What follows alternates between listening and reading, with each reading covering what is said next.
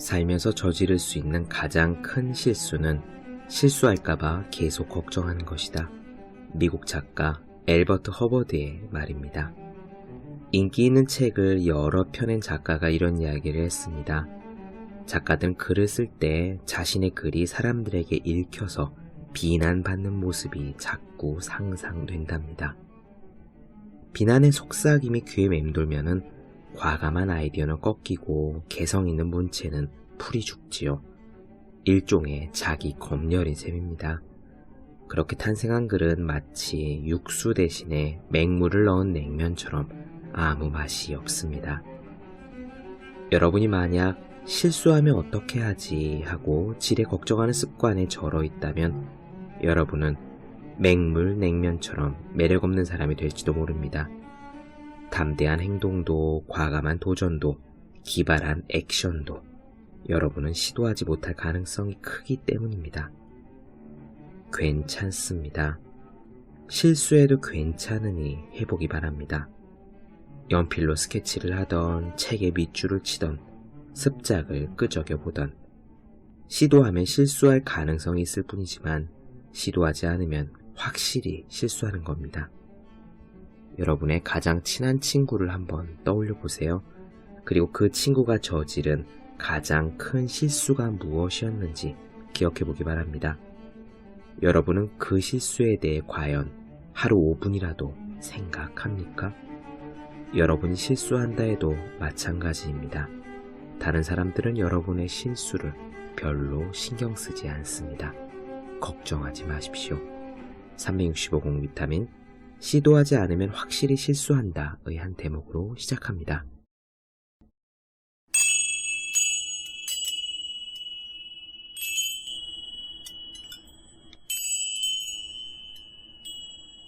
네, 안녕하세요. 본격 공부작업 팟캐스트 서울대는 어떻게 공부하는가 한지우입니다. 우리는 지금 박경철 선생님의 자기혁명을 살펴보고 있습니다. 오늘은 흥미로운 이야기를 말씀드릴 거예요. 아우라에 대한 이야기입니다. 조금 더 적나라하게 표현하면은 우리는 어떻게 해야 아우라를 가진 사람이 될 수 있느냐예요. 아우라라는 말을 흔히 쓰지만 그게 콕 집어서 어떤 의미인지는 잘 모르는 것 같습니다. 저도 마찬가지예요. 그냥 어떤 독특한 분위기, 범접할 수 없는 기운 같은 것을 아우라라고 말합니다. 어쩌면 아우라는 말로 표현할 수 없는 언어 이상의 것이기 때문에 그거를 말로 콕 집어서 우리가 의미를 표현할 수 없는 것이겠지요. 하지만 우리가 아우라가 무엇인지 모른다고 해도 아우라가 있는 사람 옆에 가면 그것을 느낄 수 있을 겁니다. 둔하지 않고 깨어있는 사람일수록 더 잘 감지하겠죠. 이 부분을 읽으면서 저는 두 가지 생각을 했어요. 첫째, 내가 본 사람 중에 어떤 사람이 아우라가 있었나? 그리고 둘째, 이게 더 중요한 질문인데 나는 과연 아우라가 있는 사람일까? 두 가지 모두 흔쾌히 그렇다라고 대답하기는 쉽지 않더군요. 옛날에는 왜 그런 이야기 있잖아요. 만나자마자 감격해서 저절로 무릎이 꺾이고 감동의 눈물이 흘렀다는 이야기요. 저는 아직까지 그런 경험은 없었는데 그건 아마도 제가 많은 분들을 만나지 못했거나 아니면 그만큼 제가 둔한 까닭일 겁니다. 그리고 나는 어떤 아우라를 가졌나 혹은 아우라가 있는 사람인가 그 질문을 생각할 때는 더 암담하더라고요. 그래서 더더욱 이 부분을 집중해서 읽었습니다. 어떻게 해야 아우라를 가진 사람이 될 수 있는가 라는 궁금증에 말이죠. 그 방법은 뒤에서 나오니까 직접 들어주시고요. 이 아우라라는 것의 의미를 조금 다르게 생각하니까 슬슬 주위에서 본 분들이 떠오르긴 했습니다. 왜 함부로 막 대하기 좀 어려운 사람도 있고 그 사람의 이야기를 경청하고 싶은 사람도 있고 저절로 세심하게 대해주고 싶은 사람도 있죠. 그렇게 뭐랄까요? 조금 세분해서 질문을 던져보니까 확실히 특별한 아우라가 있는 사람이 생각나긴 했습니다. 여러분은 어떠신가요? 이야기를 경청하고 싶은 사람, 천박한 농담을 함부로 던지기 좀 어려운 사람, 함께 있는 것만으로도 나를 고양시키는 사람을 만나보셨는지요? 한 가지 짚고 싶은 점이 있습니다. 아우라라는 용어에 대한 발터 베냐민의 이야기인데요. 그 책에 나올 내용이거든요. 원본과 복제품의 차이를 이야기하며 발터 베냐민이 아우라라는 말을 썼다고 해요. 똑같은 작품인데도 원본은 아우라가 있고 복제품은 없다. 그러니까 아우라란 진짜, 진품, 유일한, 단 하나라는 의미를 갖고 있을 때 가능한 거죠. 저는 뒤쪽에서 박경준 선생님이 이야기한 아우라를 갖는 구체적인 방법도 좋았지만요. 발터 베냐민의 그 설명이 가슴에 와 닿았습니다. 내가 하고 있는 일에서, 내가 하고 있는 공부에서, 지금 내가 우리 집과 내 주변의 사람들 사이에서 맡고 있는 역할에서 그것들이 대단한 것처럼 느껴지지 않는 정말 일상의 것들일지라도 그 사이에서 진짜가 되는 것, 진실해지는 것이 바로 아우라랑 관련이 있기 때문입니다. 각자의 삶에서 진짜가 되는 것이 바로 아우라를 가진 사람이 되는 방법이 아닐까 생각했어요. 그리고 아마 그렇게 각자의 삶에서 진짜로서 존재하면 그런 사람은 내게 아우라가 있건 없건 거기에 신경 쓰지도 않겠죠. 그럼 오늘의 이야기 시작하겠습니다.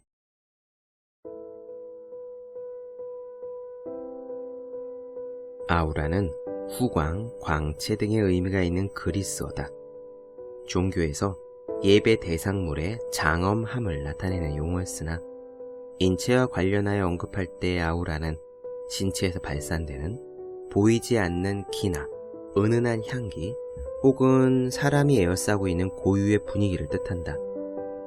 미술에서는 독일 평론가 발터 베냐민의 복제 예술에 대한 이론을 통해 널리 알려졌는데 그는 예술작품의 원본이 지니는 시간과 공간에서의 유일한 현존성에서 도출되는 아우라를 말하면서 그것을 아무리 가까워도 아득히 멀리 존재하는 곳에 한 번뿐인 현상이라고 하였다. 앞서 내가 설명한 애티튜드를 한마디로 정의하면 좋은 습관을 만드는 자세라고 할 수 있다. 우리 몸에는 크든 작든 나쁜 습관들이 찌꺼기처럼 덕지덕지 붙어있기 때문에 어떤 일을 하든 그 나쁜 습관의 찌꺼기가 나를 방해한다. 예를 들어 어떤 사람은 집에 가면 무조건 TV부터 틀고 소파에 드러눕는 습관이 있고 또 어떤 사람은 책상에 앉으면 일단 인터넷 실시간 검색어를 모두 눌러본 후에야 다른 일을 시작한다. 모두 나쁜 습관의 찌꺼기들이다.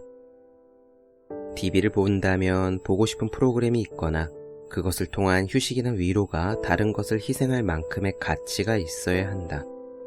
컴퓨터를 켤 때는 정보를 얻거나 작업을 할 이유가 있어야 하며 술자리를 가질 때는 그만한 사정이 있어야 한다. 하지만 우리는 늘 그렇듯 습관의 관성에 빠져 다른 일은 엄두도 내지 못하고 매일 같은 일을 반복한다. 이런 사람에게는 아우라가 없다. 사람은 누구나 고유한 분위기가 있지만 그것이 다른 사람의 긍정적인 호기심을 이끌어낼 만한 특성이 없을 때는 아우라라고 부를 수 없다.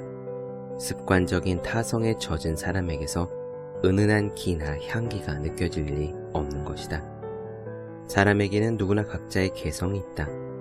하지만 목소리, 몸집, 생김새는 태생적으로 타고나는 것이어서 내가 관계할 수 없다. 성형을 하거나 운동을 해서 가꿀 수야 있겠지만 그것은 어디까지나 보이는 것일 뿐 느껴지는 것은 아니다. 보이는 매력은 금세 식상하거나 권태를 느끼게 되지만 보이지 않는 특징은 쉽게 권태를 느끼지 않는다. 아우라는 나에 대한 다른 사람들의 관대함을 이끌어낸다. 어떤 사람에게 그만의 독특한 아우라가 있다면 우리는 그를 존경하거나 존중하고 때로는 그를 위해 무언가 기꺼이 도와주고 싶어진다. 아우라는 한 가지 장점이 아니라 사람을 대하는 정중하고 우아한 태도와 미소, 일을 처리하는 열정과 집중력, 언어에서 느껴지는 신뢰감처럼 여러 가지 요소가 결합되어 나타나므로 좋은 습관들이 오랜 시간에 걸쳐 쌓인 퇴적물과 같다. 사람은 각자 다른 분위기를 가지고 있다. 하지만 그것들을 가리켜 모두 아우라가 있다라고 말하지는 않는다. 하지만 아우라가 있는 사람이 아우라가 있다는 것은 우리가 안다. 또 좋은 태도는 여러 가지 좋은 습관들을 만들어내고 그 습관들이 하나가 되어 시너지를 일으킬 때 아우라가 나온다는 것도 안다. 아우라는 자신의 단점들이 많이 제거된 상태다. 즉, 자신의 삶에서 단점들이 제거된다는 것은 삶에 자신감이 있다는 뜻이고 자신의 장점이 고스란히 드러난다는 의미다. 마치 진흙이 묻은 구슬처럼 장점이 햇살에 드러나는 반짝이는 상태가 바로 아우라인 거다. 자신의 내면에서 발휘된 이러한 발전은 외면적인 능력을 강화하고 다른 사람들의 관대함을 이끌어낸다. 환경은 사람에게 많은 영향을 미친다. 우리는 문제 해결의 단초를 대개 나에게서 찾는다. 나름대로 좋은 습관이지만 그렇다고 무조건 옳은 것은 아니다. 일본에 가보면 몇 가지 인상적인 장면이 있는데 그중 하나가 트럭이다. 일본의 트럭은 깨끗하다 못해 현란하다. 어지간한 트레일러나 덤프트럭은 스테인리스로 외관을 튜닝했고 트럭 기사들은 마치 페라리 자동차를 다루듯 트럭을 만진다. 실용적인 눈으로 보면 터무니없다.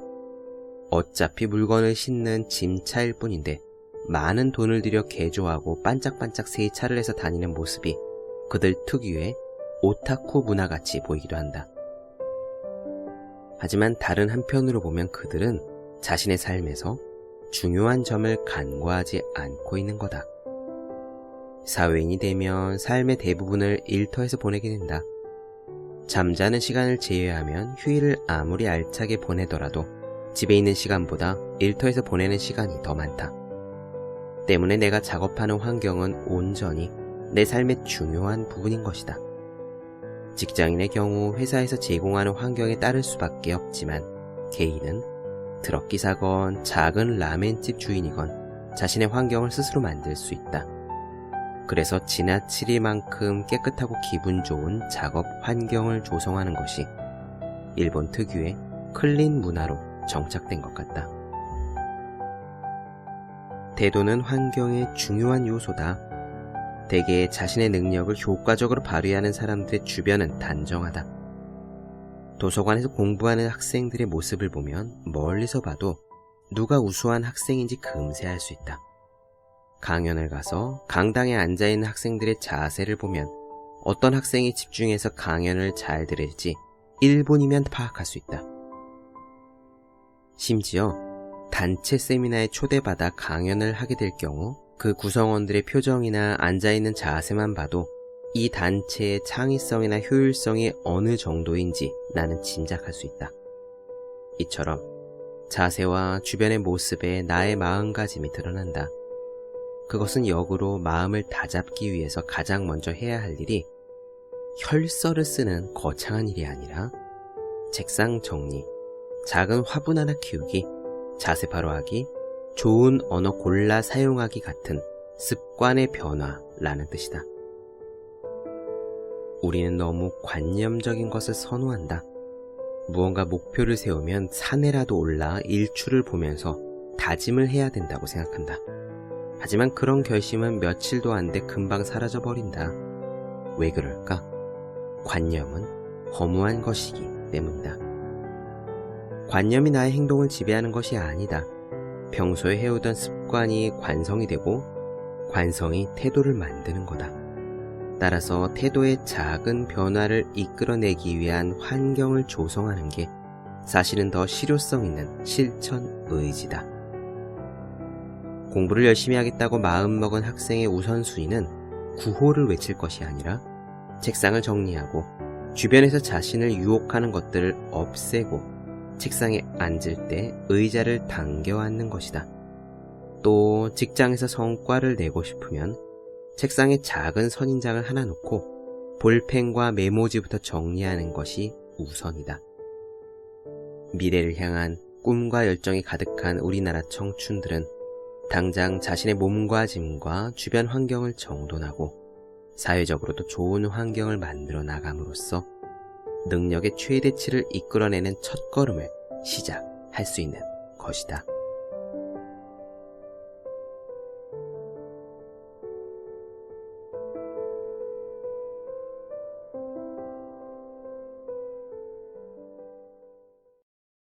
네, 본격 공부작업 팟캐스트 서울대는 어떻게 공부하는가, 박경철 선생님의 자기혁명 중에서 아우라에 대한 이야기 나눠드렸습니다.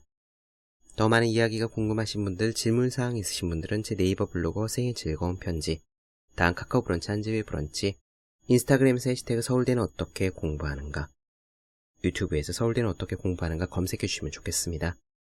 또 매일매일 공부하시는 분들, 여러분 주변에 매일매일 공부하고 계시는 그분들을 위해서요, 하루 한 페이지씩 읽고 공부할 의지를 북돋는 책, 보기만 해도 공부하고 싶어지는 365 공부 비타민 선물해 주시면 좋겠습니다.